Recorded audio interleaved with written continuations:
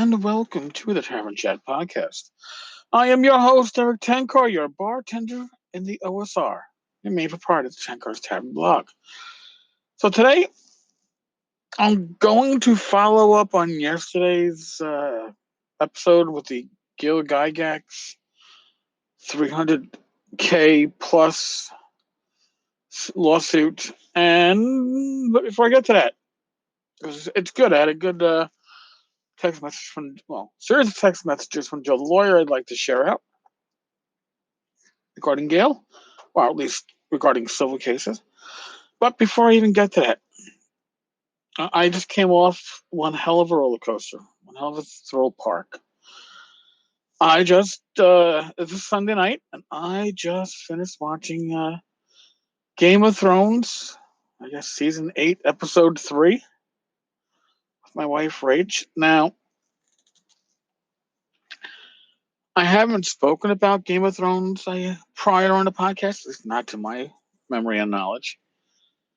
Part of that being that there was no Game of Thrones last season. They took last year, 2018, so there was no reason to talk about it. Now, the first 2 episodes of this season are pretty much character development and bringing all the characters together at Winterfell. I'm not really doing any spoilers here.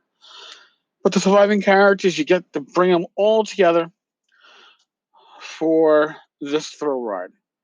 And I called it a thrill ride because I drank my 20-ounce glass of lemonade in probably the first 5 minutes, and it was over an hour and 20 minutes long. And it wasn't until like the last 15 minutes that I realized, wow, I'm really, really thirsty. And then I didn't want to get up to you. It's like, I wish I could pause this, but I'm watching live, so I couldn't do it. Really good. Now, I personally think Game of Thrones got better as the seasons went along. And although this season started out slow, this was a good episode. No spoilers. No spoiler alert. All I'm going to say is action-packed, really cool, and it looks like this, the wind up, the roundup, the climactic finish of the series. I think we're only getting 6 episodes this year, and it's the last season, so halfway through, it's going to be good. And not that I'm a prude or anything, but thankfully they've cut back on the explicit sex scenes, so no complaints on my end. Now, like I said, Joe the lawyer reached out to me, and that was this morning. Joe, I'm sorry I didn't respond to your text messages, but when you sent them, I was still sleeping. I don't get up at 7:30 in the morning on a good day, let alone the weekend. At least not if I can help it. In any case, Joe, listening to the deSanto podcast, the 300K figure may not be all legal fees, and he's right in that because they keep on mentioning this one individual in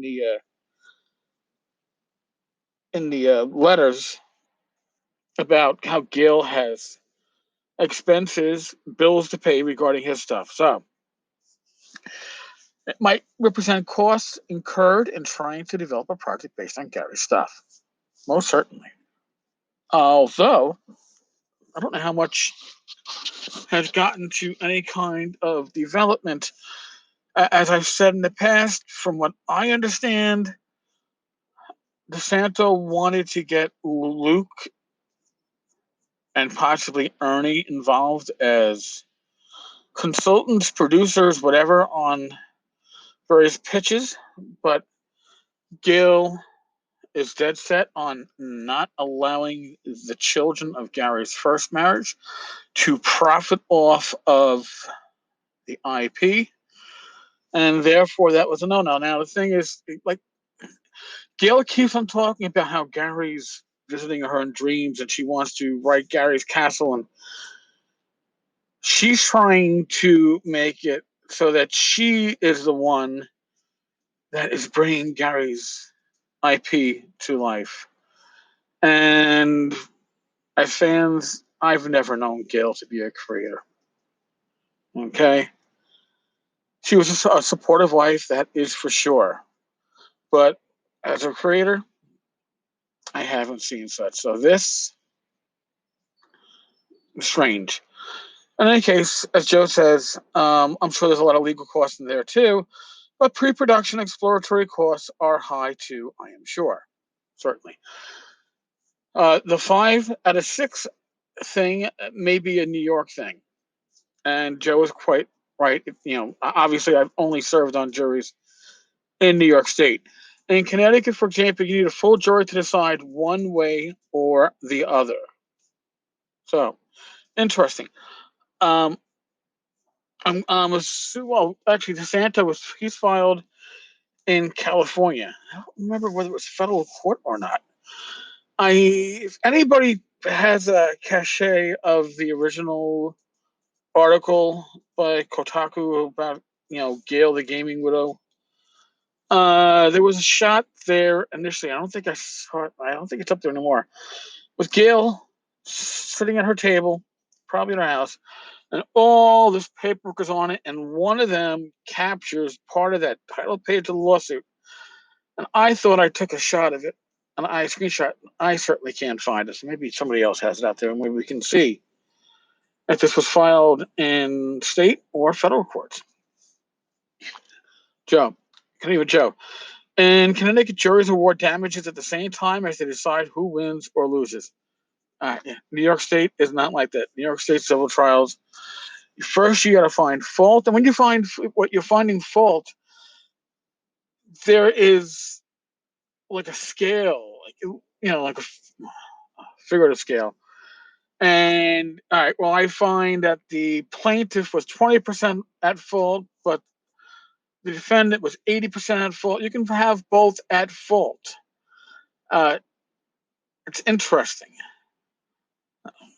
In any case, I've been on, like I said, I think 3 civil juries. We never got to the point where we awarded damages. One was hung. One we found in, oh God, maybe it was, no, it was 3. One was hung. One we found in favor of the plaintiff, in the first part of the trial. And then they settled literally 5 minutes later. We never got to the second part. And the third was an expedited trial, which took like a day and a half, 2 days.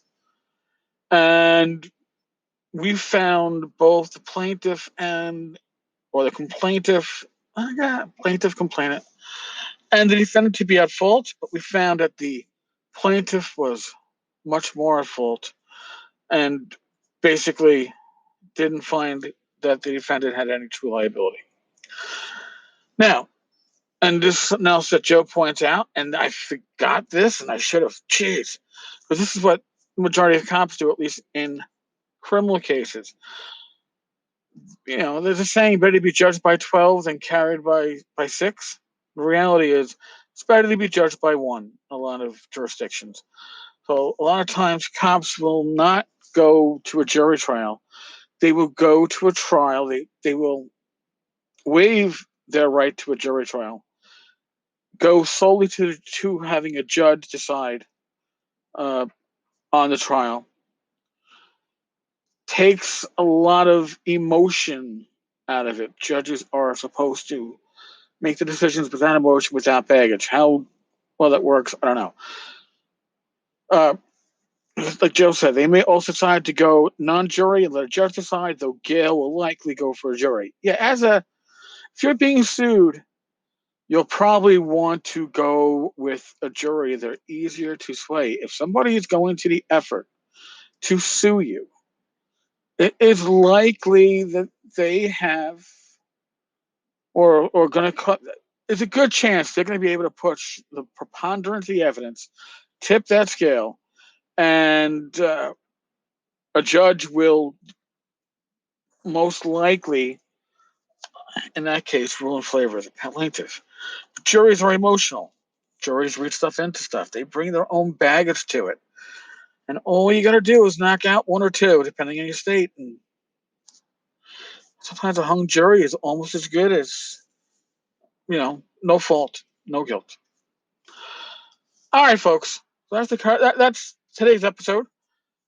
I'll be back with you all tomorrow. As always, if you enjoy the podcast, like us on Apple Podcasts, give us a rating, give us a review. God bless. Be safe. Roll your dice well. And I will talk with you all tomorrow. Later, folks.